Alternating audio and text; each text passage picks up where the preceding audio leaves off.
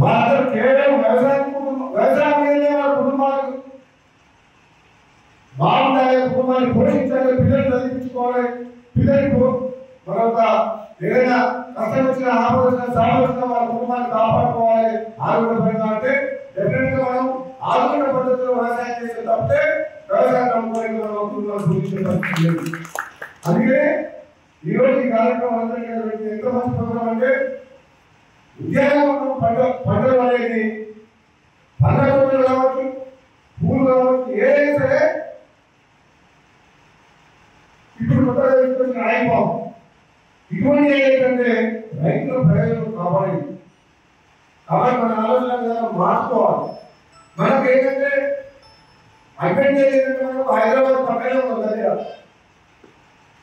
ఒక నా పిల్లలు అయితే మరి కూడా అయితే 40 నిమిషాలు పోతారు, 20-25. కాబట్టి మనం విలేజ్ ద్వారా మనం హైదరాబాద్ కు 40-50 కిలోమీటర్ల దగ్గర ఉన్నాం. కాబట్టి రిమోట్ ఏరియా లేవు. హైదరాబాద్ 10 కిలోమీటర్లు అంటే మనం హైదరాబాద్ పక్కన. హైదరాబాద్ బాగా ఎట్లంటే ఇవాళ ఈ రోజు నుంచి 10 ఏళ్ళ ఇంకా 10 మొత్తం సగం తెలంగాణ అక్కడే ఉంది. అది ఇంటర్నేషనల్ సిటీ అయిపోతుంది. అంటే మన వ్యవసాయం ఆధునిక పద్ధతిలో ఉద్యోగపడలు చేస్తే మనం మంచిగా ఆలోచన చేసి తెలుగులో చేస్తే మార్కెటింగ్ చేసుకోగలిగితే మనం మీరు అన్నట్టు రమేష్ జగన్ జగన్ నర్సరీ గారు చెప్పినట్టు ఎవరు తయారు అవసరం లేదు. మన కష్టం మీద మనం ఆత్మగౌరవంతో బతికేది అంటే అది వ్యవసాయం. ఎవరు కావాలనుకోలేము, ఎవరు చూసి నిరాశ లేదు. నీ తెలివితేటలు నీ కష్టమే మీరు గౌరవాన్ని గౌరవాన్ని కాపాడుతుంది. అటువంటిదే ఇప్పుడు చేస్తున్నారు. కాబట్టి నీ నామగా కొన్ని అడిగి నీళ్ళు రావాలన్నది నేను రోడ్డు గురించి అని చెప్తున్నా. ఈసారి 3 నియోజకవర్గానికి ఎమ్మెల్యేగా మళ్ళీ వచ్చినట్టే నన్ను ఎమ్మెల్యే పోటీ చేయమన్నారు, మోడీ పోటీ చేయమన్నారు. మొదటి వింటనే నీకు మంత్రి పదవి ఇస్తున్నారు. ఆ మంత్రి ఇచ్చినా ఇవ్వకుండా నీకు 3 బ్యాక్వర్డ్ ఉంది, 3 పోటీ చేస్తాను. నియోజకవర్గ అభివృద్ధి లక్ష్యంగా ఈ ఎన్నికల్లో నేను పార్టీ మారి మళ్ళీ పోటీ చేస్తాను. అలా సంస్థ ఇక్కడ ఉన్న రైతాంగాన్ని కాపాడాలి. ఈ ఫ్లోరైడ్ ఎఫెక్టెడ్ ఏరియా ఉమ్మడి నల్గొండ జిల్లాలో ఎడారిగా ఉంది. కాలువ కింద మొత్తం కోలాడు ఉంది.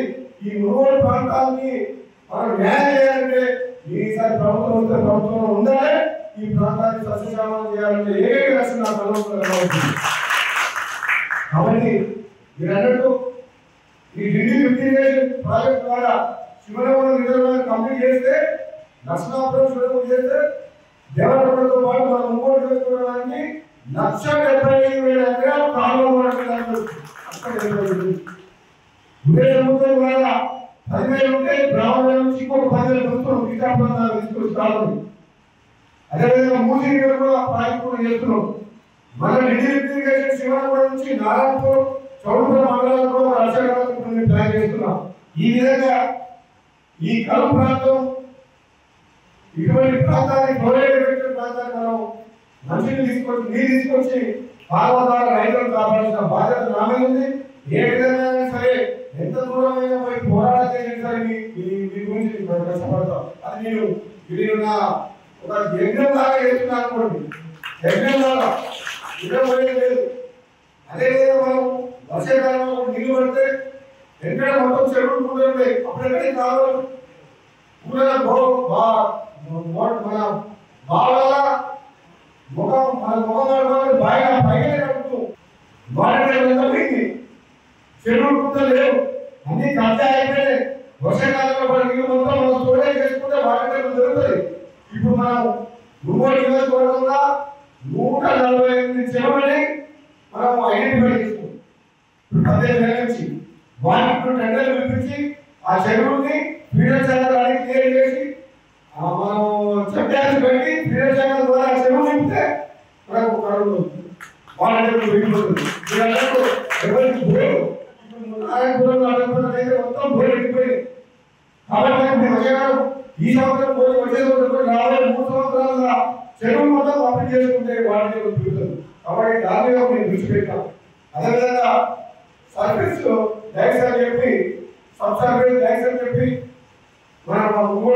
దానికి మామూలుగా ఎస్ఎస్సి సబ్సర్వేట్ 45 ప్రపోజ్ చేసాం.